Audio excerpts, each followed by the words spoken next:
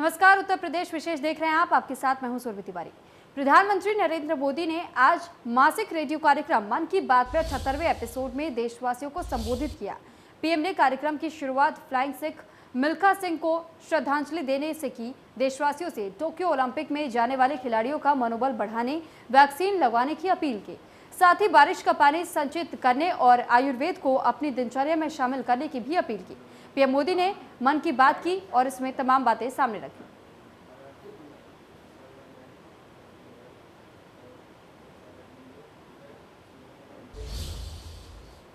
प्रधानमंत्री शहरी आवास योजना की 6वीं वर्षगांठ के मौके पर यूपी को 2020 का स्मार्ट सिटी अवार्ड घोषित किया गया। स्मार्ट सिटी मिशन अवार्ड में पूरे देश में यूपी को पहला स्थान मिला है, जिसको लेकर के इंडिया न्यूज से संवाददाता अभिषेक सिंह ने नगर विकास मंत्री आशुतोष टंडन से खास बातचीत की। क्या कुछ कहना है मंत्री आशुतोष टंडन का, सुनिए। स्मार्ट सिटी की 6वीं वर्षगांठ पे आखिरकार उत्तर प्रदेश को पहला स्थान मिला है। उत्तर प्रदेश को अवार्ड से नवाजा गया है। पूरी जानकारी के लिए हमारे साथ उत्तर प्रदेश से नगर विकास मंत्री आशुतोष टंडन जी मौजूद हैं। सर, एक बड़ी उपलब्धि देखी जा रही है, उत्तर प्रदेश को नवाजा गया है नंबर 1 पे। उत्तर प्रदेश ने स्मार्ट सिटी अवार्ड में इस वर्ष पूरे देश में पहला स्थान प्राप्त किया। हमारे आदरणीय प्रधानमंत्री जी का विज़न था देश में 100 स्मार्ट सिटी दिए गए, जिसमें 10 उत्तर प्रदेश को प्राप्त हुए। हमारे माननीय मुख्यमंत्री जी ने प्रदेश में 17 नगर निगम हैं, 10 स्मार्ट सिटी के रूप में चयनित हुए, शेष 7 को इस स्टेट स्मार्ट सिटी के रूप में विकसित करने का निर्देश दिया। यानी 17 के 17 नगर निगम आने वाले भविष्य में स्मार्ट सिटी के रूप में सामने आएंगे। और इस वर्ष जो स्मार्ट सिटी अवार्ड में प्रथम स्थान प्राप्त हुआ उत्तर प्रदेश को, उसके पीछे हमारे माननीय मुख्यमंत्री जी का सतत मार्गदर्शन और समीक्षा है। लगातार वो समीक्षा करते रहते हैं और हम लोगों का मार्गदर्शन करते रहते हैं। और मैं पूरे नगर विकास विभाग को इसका श्रेय देता हूं। हमारे सभी सम्मानित जनप्रतिनिधि और अधिकारी कर्मचारीगण वो इससे के पात्र हैं। एक आखिरी सवाल सर यही है कि जब उत्तर प्रदेश अब नंबर 1 आ रहा है तो क्या संभावनाएं आगे हैं? लखनऊ राजधानी है, इसको भी नंबर 1 पे लाया जा सकता है? निश्चित रूप से। और स्वच्छता सर्वेक्षण में लखनऊ ने बहुत लंबी छलांग लगाई है। हमारी सरकार आई उस वक्त 236वीं रैंक पर लखनऊ था स्वच्छता रैंकिंग में, और विगत वर्ष 12वीं रैंकिंग आई पूरे देश में लखनऊ की। लखनऊ को हमारी सरकार प्रयासरत है राजधानी का गौरव प्राप्त हो और लखनऊ का शुमार देश के सुंदरतम महानगरों में हो। उत्तर प्रदेश के कामकाज हो या राजधानी लखनऊ के, एक लंबे समय के बाद जब से बीजेपी उत्तर प्रदेश में आई है, उसके बाद जैसा मंत्री जी ने बताया कि आखिरकार 12वीं रैंक पे अब लखनऊ कायम है। और जल्द जो संभावनाएं देखी जा रही हैं कि कहीं न कहीं उत्तर प्रदेश की राजधानी भी स्वच्छता सर्वेक्षण के मूल्यांकन में नंबर 1 का दर्जा हासिल करने की जो उम्मीद जताई जा रही है, वो संभवतः जरूर है। आज नहीं तो कल जो प्रयास चल रहे हैं नगर निगम के, नगर विकास के, उनसे पूरी तस्वीरें साफ होती नजर आ रही हैं कि जिस प्रकार ये 12वीं रैंक पे आया है तो नंबर 1 स्थान पे भी लखनऊ जा सकता है। वीडियो जर्नलिस्ट संस्कार मिश्रा के साथ अभिषेक सिंह, इंडिया न्यूज, लखनऊ, उत्तर प्रदेश। गोरखपुर मंडल के सभी जिलों के जिलाध्यक्ष, जिला प्रभारी के जनप्रतिनिधियों के साथ संगठनात्मक बैठक करने आए। बीजेपी के प्रदेश प्रभारी और पूर्व केंद्रीय कृषि मंत्री राधा मोहन सिंह ने प्रधानमंत्री नरेंद्र मोदी के मन की बात सुनी। सर्किट हाउस के सभागार में रेडियो से मन की बात सुनने वालों से बीजेपी के सह प्रभारी सुनील ओझा, क्षेत्रीय अध्यक्ष डॉक्टर धर्मेंद्र सिंह, महापौर सीताराम जायसवाल समेत कई दिग्गज नेता मौजूद रहे। गौरतलब है कि यूपी प्रभारी राधा मोहन सिंह शनिवार की शाम सर्किट हाउस आए थे। इस दौरान क्षेत्रीय अध्यक्ष डॉक्टर धर्मेंद्र सिंह की अगुवाई में स्वागत किया गया। संगठनात्मक जिले और सभी जिलों के हमारे माननीय सांसद, विधायक, एमएलसी और राज्यसभा के सदस्य, ये सब लोग उपस्थित थे। हमारे जिला अध्यक्ष और जिला प्रभारी भी थे। पार्टी के जो हमारे सारे आगामी कार्यक्रम उस पर विस्तार से चर्चा हुई है। अभी हम पूरे देश के अंदर 23 जून जो डॉक्टर श्यामा प्रसाद मुखर्जी का बलिदान दिवस था और 6 जुलाई जन्म जयंती है, इस बीच में हम देश के सभी बूथों पर प्लास्टिक मुक्त बूथ और पर्यावरण जो बूथ, ये 2 अभियान में हमारे सब कार्यकर्ता लगे हैं, जनप्रतिनिधि भी लगेंगे। और ये जो टीकाकरण का अभियान है, चुनावी शतरंज पर सियासी विषाद बिछना शुरू हो गया है और लखनऊ के बाद अब गोरखपुर में राधा मोहन जो यूपी प्रभारी हैं बीजेपी के, वो पहुंचे हुए थे और पहले उन्होंने 4 जिलों के जिलाध्यक्षों के साथ बैठक की। उसके बाद तमाम जनप्रतिनिधि थे चारों जिले के, वहां उनके साथ उन्होंने बैठक की है सर्किट हाउस में। आप धीरे धीरे देखेंगे कि अब जो बीजेपी के जनप्रतिनिधि हैं वो धीरे धीरे निकल रहे हैं, क्योंकि अभी राधा मोहन की बैठक अभी खत्म हुई है। सुबह से ये बैठक चल रहा था और 10 बजे से लेकर के तकरीबन 4 बजे तक आसपास ये बैठक चला है। क्षेत्रीय उपाध्यक्ष हमारे साथ सत्येंद्र जी मौजूद हैं, इनसे हम बात कर लेते हैं। ये बताइए कि आज जो बैठक हुई है, कह सकते हैं कि रूठों को मनाने की कवायद है या फिर सियासी विषाद बिछना शुरू हो गया है शतरंज पे? नहीं, ऐसा नहीं है। देखिए, भारतीय जनता पार्टी लगातार संगठन में बैठक होता रहता है, विभिन्न प्रकार के कार्यक्रम आते रहते हैं। अभी 23 जून को हमारे पंडित श्यामा प्रसाद मुखर्जी जी का जो शहादत दिवस है, जो कश्मीर को लेकर के उनका जो उन्होंने वहाँ पे यात्रा की थी 370 और 35 को लेकर के, उनका यह था कि एक ही देश में 2 निशान 2 विधान 2 प्रधान नहीं हो सकता है। और उसको लेकर के उस समय की जो कांग्रेस की सरकार थी, उन्होंने उनको जेल में बंद किया और उनकी मृत्यु हो गई थी। भारतीय जनता पार्टी हर वर्ष 23 जून से लेकर के 6 जुलाई के बीच में विभिन्न प्रकार के कार्यक्रम करती है, जिससे हमारे राजनीति में केवल हम लोग चुनाव जीतने के लिए और राजनीति करने के लिए हम लोग राजनीति नहीं करते हैं। हम लोग का मुख्य उद्देश्य होता है सेवा ही संगठन, मतलब समाज में सेवा के माध्यम से भी हम राजनीति में काम करना चाहते हैं।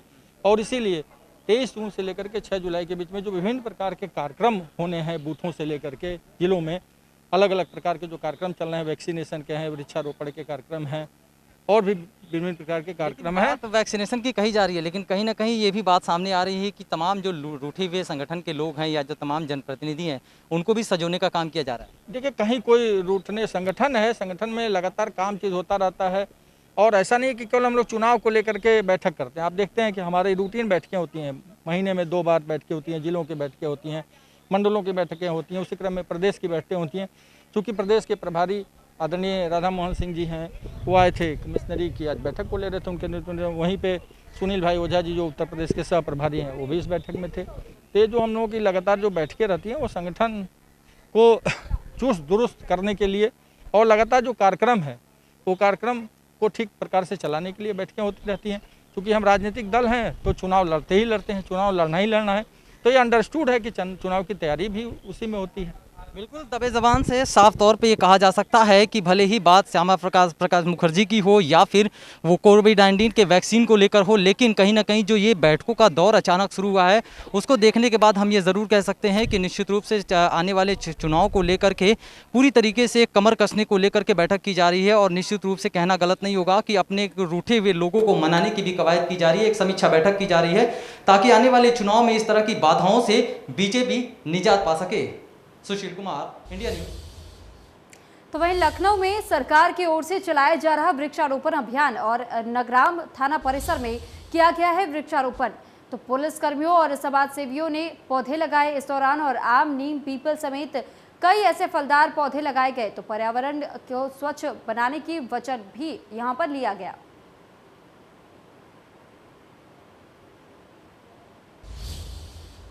देश के राष्ट्रपति रामनाथ कोविंद 28 को लखनऊ पहुंच रहे हैं। राष्ट्रपति स्पेशल प्रेसिडेंशियल एक्सप्रेस से चारबाग रेलवे स्टेशन के प्लेटफॉर्म नंबर 1 पर पहुंचेंगे और इस दौरान राष्ट्रपति के आगमन को लेकर के चारबाग रेलवे स्टेशन की तैयारियों का जायजा लिया हमारे संवाददाता ने और बात की मेयर संयुक्ता भाटिया से।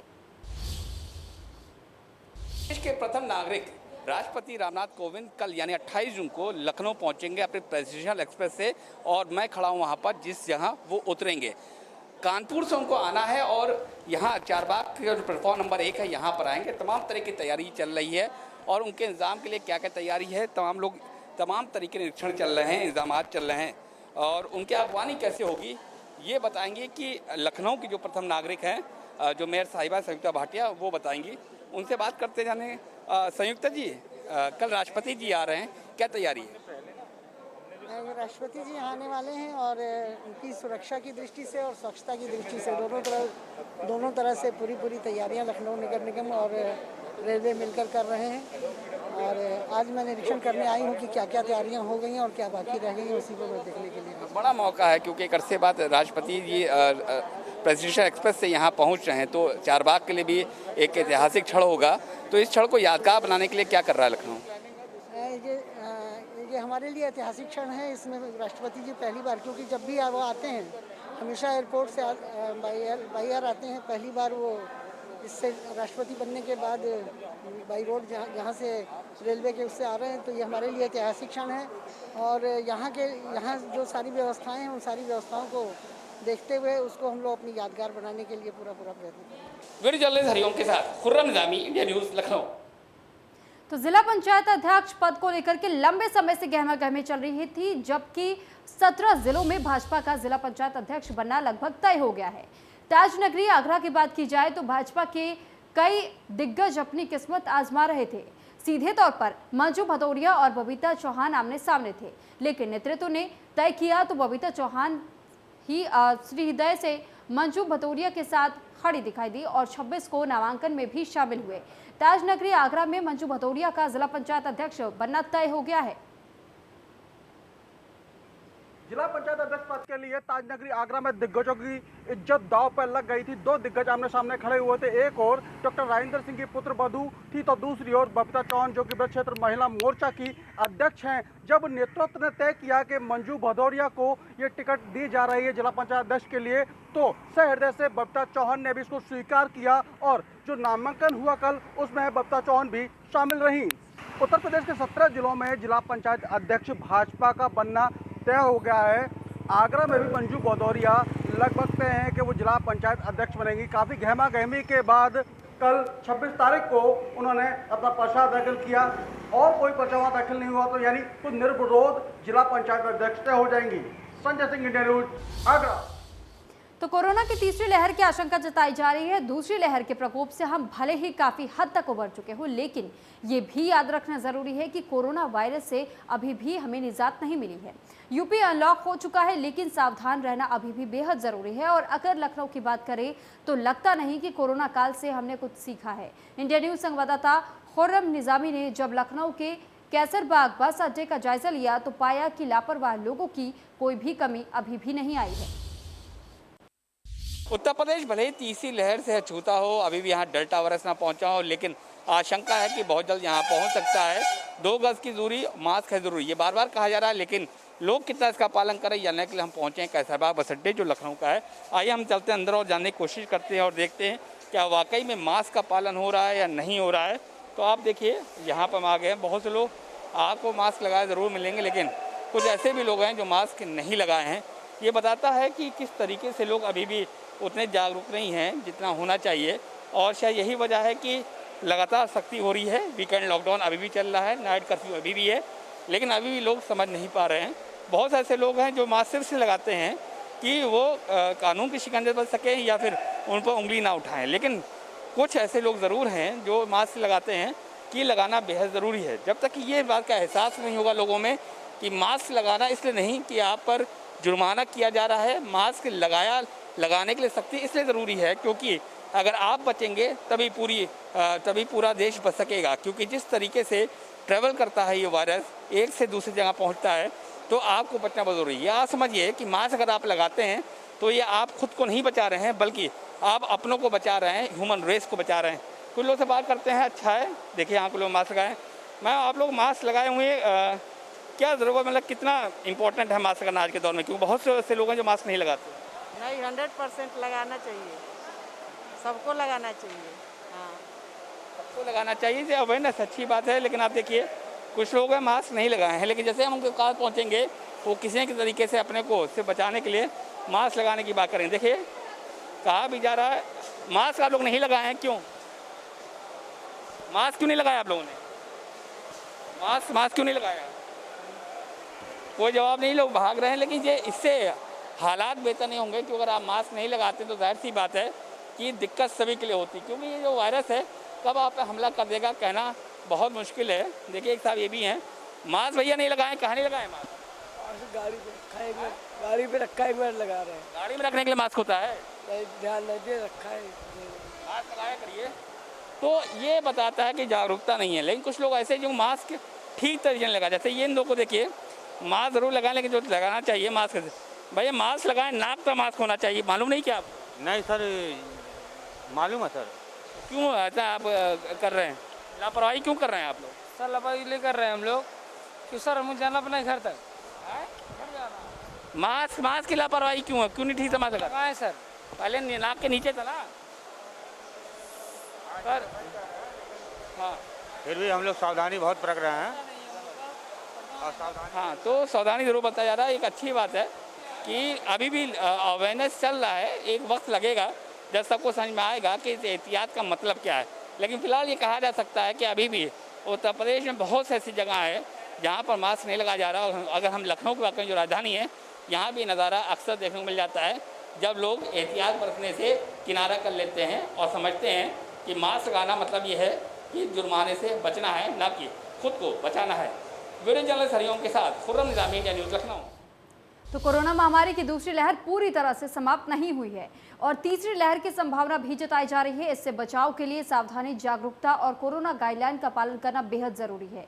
इसी उद्देश्य के साथ शासन और प्रशासन द्वारा हर संभव प्रयास किए जा रहे हैं। वहीं तीसरी लहर सबसे ज्यादा बच्चों के लिए खतरनाक मानते हुए तैयारी शुरू कर दी गई है। इस श्रृंखला में जिला स्वास्थ्य विभाग द्वारा धर्मनगरी वृंदावन में निगरानी समितियों को कोविड उपचार हेतु दवाइयों की किट का वितरण कार्यक्रम का आयोजन किया गया।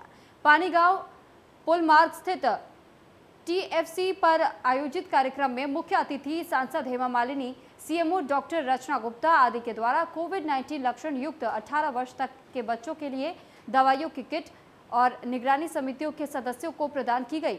साथ ही उन्होंने लोगों से भीड़ से बचने, फेस मास्क का प्रयोग और कोविड टीका लगवाने का आह्वान किया।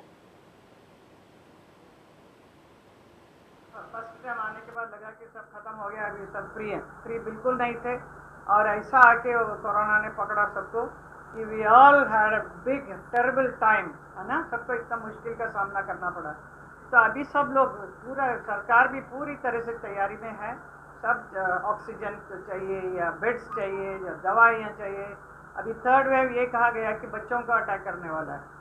तो हमारा भविष्य है, बच्चों का हिफाजत करना, उनको देखभाल करना सबसे ज़्यादा हमारा फर्ज बनता है। तो इसके लिए सरकार ने जो निगरानी समिति द्वारा बच्चों के लिए, हर एज ग्रुप के लिए बच्चों के लिए दवाएं बनी हैं, जिससे कोविड अगर अटैक हुआ तो भी वो बच सकते हैं, कोई प्रॉब्लम नहीं होना चाहिए। मतलब थोड़ा ऐसे ही आके चला जाए जैसे कि सर्दी जुकाम हो, लेकिन जानलेवा ना बने। तो केंद्र और प्रदेश सरकारें कोरोना की संभावित तीसरी लहर के खतरे को देखते हुए लगातार इससे बचाव के कार्य में लगी हुई है। नेता, मंत्री, सांसद सभी लगातार अस्पतालों का निरीक्षण कर रहे हैं और डेल्टा वेरिएंट से बचने की तैयारियों का निरीक्षण कर रहे हैं। इसी को लेकर हमारे संवाददाता ने सांसद कौशल किशोर से खास बातचीत की। तीसरी लहर को देखते हुए सरकार ने अब 18 साल से कम उम्र के बच्चों के लिए कोरोना किट का इंतजाम किया है। हालांकि इसकी निःशुल्क शुरुआत भी हो चुकी है। खुद योगी आदित्यनाथ ने इसकी शुरुआत कर दी थी। हालांकि अब ग्रामीण क्षेत्रों में देखा जाए तो यहाँ भी अब इसकी शुरुआत हो चुकी है और इस वक्त हम राजधानी लखनऊ के निगोहा में हैं और ये प्राथमिक स्वास्थ्य केंद्र, यहाँ पर जो यहाँ के सांसद हैं कौशल किशोर, वो खुद पहुंचे हैं और इस कार्यक्रम के माध्यम से जो यहाँ की आशा बहुएं और निगरानी समितियों को ये किट वितरित की जा रही है, दी जा रही है, जरूरतमंदों तक ये पहुंचेगी। हम बात करते हैं। सर, क्या कहेंगे, सरकार जिस तरह से तैयारियां अपनी पूरी कर रही है तीसरी लहर को लेकर के, ऐसे में किस तरह से इससे हम जंग जीतेंगे? हमारी सरकार का उद्देश्य है कि कोरोना से एक भी बच्चा, एक भी नौजवान, एक भी बुजुर्ग, एजेड व्यक्ति कोरोना की चपेट में ना आने पाए और आ जाए तो उसकी ज़िंदगी बचे, उसकी जान न जाने पाए। इसलिए माननीय प्रधानमंत्री जी ने और उत्तर प्रदेश सरकार के हमारे मुख्यमंत्री आदरणीय योगी आदित्यनाथ जी पहले से ही इसकी पूरी तैयारी कर लिए हैं। कहीं कोई प्रॉब्लम्स ना हो, इसके लिए पूरे प्रदेश में करीब 300 ऑक्सीजन गैस प्लांट नए लगवाने शुरू कर दिए हैं। लगभग हर CSC पर ऑक्सीजन गैस प्लांट लग रहा है और ज़रूरत के लिए अलग से भी लग रहे हैं। लखनऊ में 13 नए गैस प्लांट लगने का काम शुरू हो गया है और इस तरीके से जो ये मेडिसिन की किट है 1 साल के बच्चे के लिए, उससे बड़े बच्चों के लिए और उससे भी बड़े बच्चों के लिए, उनकी इम्यूनिटी पावर मजबूत हो, उनके लिए अगर कहीं बुखार आता है, कोई प्रॉब्लम आती है, तो जो निगरानी समिति बनी हुई है, आशा संगनी और उनकी टीम जो बनी हुई है, और उनके घरों तक ये दवा पहुंचाएंगी कि इसको कितनी दवा लेनी है, वो पहुंचा करके तीसरी लहर से हमको पूरी तरीके से प्रदेश को, देश को बचाना है। ये मोदी जी और योगी जी इसके लिए ठाने हुए हैं और उसके लिए पूरा प्रशासन लगा हुआ है, स्वास्थ्य विभाग लगा हुआ है। स्वास्थ्य विभाग में जो कर्मचारी काम कर रहे हैं वो भी सब लगे हैं, सभी विभाग के लोग भी लगे हुए हैं और मीडिया के लोग भी मुस्तैदी से अपने देश में राष्ट्र हित में लोगों की जान को बचाने के लिए काम कर रहे हैं। सभी कोरोना वॉरियर्स के रूप में मैं उनका भी आभार व्यक्त करता हूँ। बिल्कुल, हमारे साथ में वो मेडिकल टीम भी है, हम उनसे जानते हैं कि आखिर इस किट में क्या है और किस तरह से ये वितरित की जाएगी, कैसे दी जाएगी। मैडम क्या है, पहले तो जानना चाहेंगे किस तरह की किट है और किस तरह से वितरित की जाएगी। ये मेडिसिन किट है जो हमारे मतलब कि डिस्ट्रिक्ट हॉस्पिटल से दी गई है और इस किट के अंदर हमारा एक रैपर भी पड़ा है जिसमें मेडिसिन किस तरीके से देनी है वो उसका पूरा मेंशन किया हुआ है। ये जो हमारे हाथ में किट आ रही है ये हमारे 0 से लेकर 2 साल तक के बच्चों की, जो महत्वपूर्ण बच्चे होते हैं बहुत ही, क्योंकि सबसे ज़्यादा मॉर्टेलिटी हमारे 0 से 2 ईयर मतलब कि 2 ईयर्स के अंडर में ही होते हैं, तो 0 से 1 साल तक के बच्चे का है। अगर उन्हें बुखार आता है या खांसी आती है या कोई दिक्कत हो रही है, जैसा कि कोरोना में सारी चीज़ें हैं, तो उस हिसाब से इनमें दवाइयाँ रखी गई हैं और उनसे बड़े बच्चों का भी अलग से किट है। 0 से 18 में 3 वर्गों में बांटा 3 वर्गों में बांटा गया है। 3 लोगों की मेडिकल। बिल्कुल, तो यहाँ देख सकते हैं कि सरकार तीसरी लहर को देखते हुए, संभावित तीसरी लहर को देखते हुए किस तरह से तैयारियों में जुट गई है। चाहे वो जो आईसीयू हो या एनआईसीयू हो, उसको लेकर के भी युद्ध स्तर पर कार्रवाइयां की जा रही हैं। हॉस्पिटलों में एनआईसीयू की भी व्यवस्था की जा रही है। आज देख रहे हैं कि यहाँ पर ग्रामीण क्षेत्र है और यहाँ पर जो किट है 0 से 18 वर्ष तक के बच्चों के लिए ये किटें यहाँ पर वितरित की जा रही हैं। लखनऊ से इंडिया न्यूज के लिए जय शुक्ला। फिलहाल उत्तर प्रदेश विशेष में मेरे साथ इतना ही। अब बने रहिए इंडिया न्यूज उत्तर प्रदेश उत्तराखंड के साथ। नमस्कार।